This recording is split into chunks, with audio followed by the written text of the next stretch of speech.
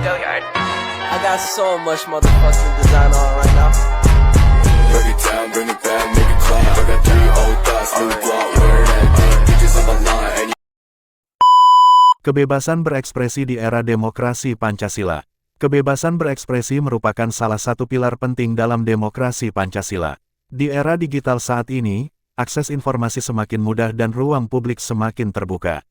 Namun, di tengah kemajuan teknologi, tantangan baru muncul terkait kebebasan berekspresi. Dalam konteks ini, penting untuk memahami konsep kebebasan berekspresi dalam konteks demokrasi Pancasila dan menganalisis tantangan yang dihadapi di era digital. Pentingnya literasi digital dalam menjaga kebebasan berekspresi. 1. Mengenali hoaks. Meningkatkan literasi digital dapat membantu masyarakat mengenali dan menghindari hoaks. Hal ini dapat dilakukan melalui pelatihan dan edukasi tentang cara mengidentifikasi informasi yang benar dan valid. 2. Menghindari ujaran kebencian. Literasi digital yang baik mendorong masyarakat untuk memahami dampak negatif ujaran kebencian dan mengutamakan bahasa yang santun dan toleran dalam berinteraksi di dunia maya. 3. Menghormati privasi. Masyarakat perlu memahami pentingnya menjaga privasi data pribadi di dunia digital. Penggunaan data pribadi harus sesuai dengan etika dan aturan yang berlaku, serta dijaga keamanannya. 4. Berpartisipasi aktif. Literasi digital juga mendorong masyarakat untuk berpartisipasi aktif dalam ruang publik digital. Masyarakat dapat menggunakan media sosial dan platform digital untuk menyampaikan aspirasi, berdiskusi, dan membangun dialog yang konstruktif. Tantangan kebebasan berekspresi di era digital. Hoaks dan ujaran kebencian. Kemudahan akses informasi di era digital juga membuka peluang penyebaran hoaks dan ujaran kebencian. Hoaks dapat menyesatkan publik dan memicu perpecahan, sedangkan ujaran kebencian dapat menimbulkan konflik dan kekerasan.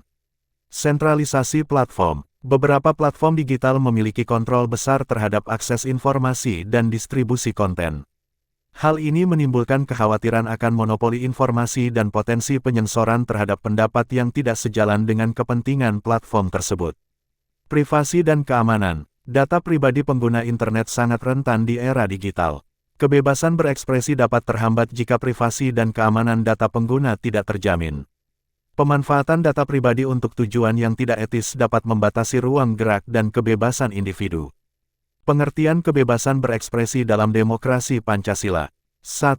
Hak asasi manusia. Kebebasan berekspresi merupakan hak asasi manusia yang fundamental dan dijamin oleh Undang-Undang Dasar 1945, khususnya Pasal 28E ayat 3, yang menyatakan bahwa setiap orang berhak atas kebebasan berserikat, berkumpul, dan mengeluarkan pendapat. 2. Tujuan demokrasi. Kebebasan berekspresi merupakan syarat utama bagi terwujudnya demokrasi yang sehat dan bermartabat.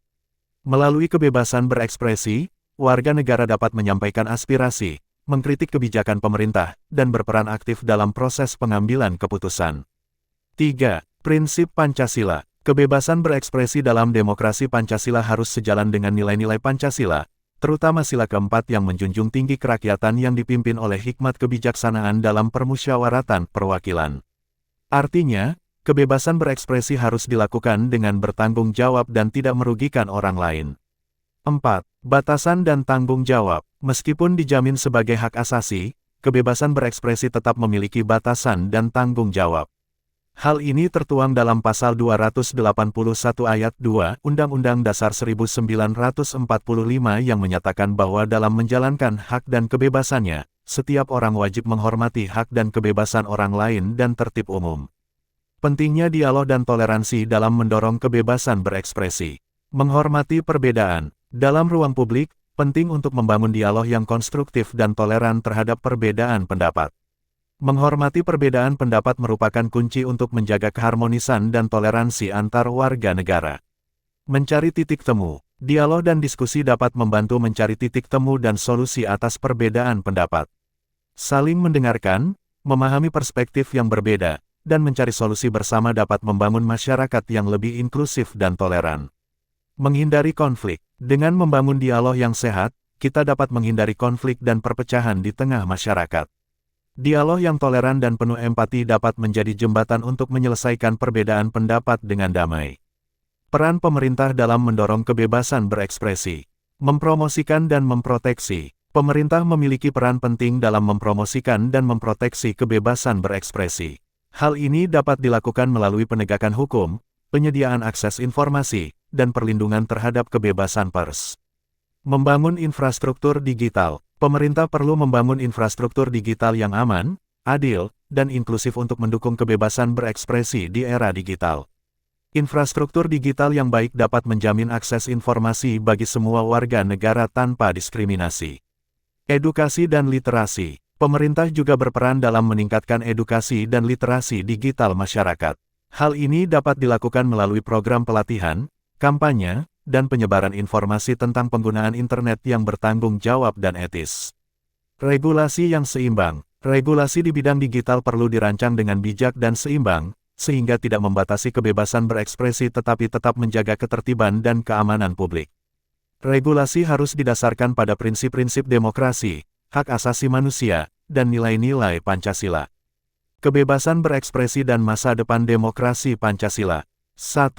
Penguatan literasi digital. Masyarakat yang memiliki literasi digital yang kuat dapat memanfaatkan ruang publik digital untuk menyampaikan aspirasi dan berpartisipasi dalam demokrasi. 2. Peran media massa. Media massa memiliki peran penting dalam mendorong kebebasan berekspresi dan menjaga akuntabilitas pemerintah. Media massa yang independen dan bertanggung jawab dapat menjadi suara rakyat dan pengawas kebijakan publik.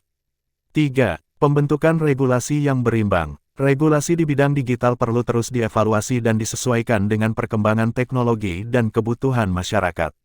Regulasi yang berimbang dapat melindungi kebebasan berekspresi dan menjaga keamanan dan ketertiban publik. 4.